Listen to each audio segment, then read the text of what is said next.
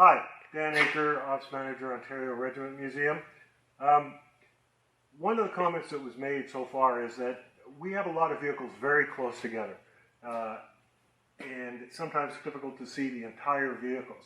That is because it is winter, and in the winter we try to pack our vehicles as close together to protect them from the different types of weather. Canada has a wide variety of weathers that throw at us during the winter. From cold to ice, basically all sorts of stuff that's not good for vehicles. And that makes us work a lot harder in the springtime to make sure everything is running. So by keeping them inside, we manage to preserve them over the winter to a much better degree than in other locations.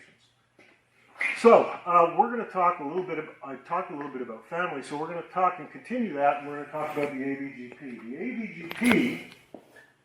The AVGP was actually, in the late 70s, the Canadian Army decided they wanted to provide a new type of vehicles that were wheeled, that were relatively inexpensive, not difficult to maintain.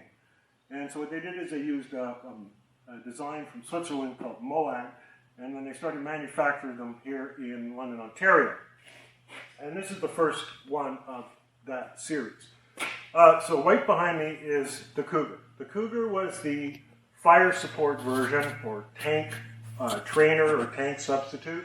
That was used by armored regiments in Canada, both reserve and regular force. And the concept was that you could actually train people inexpensively in armored tactics and in crew drills.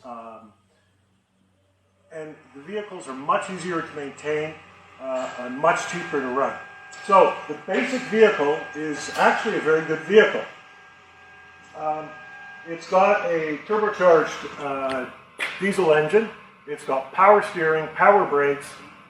It could go up to 100 kilometers an hour on the highway. If you're going to go cross country 100 kilometers an hour, you will turn your insides to jello.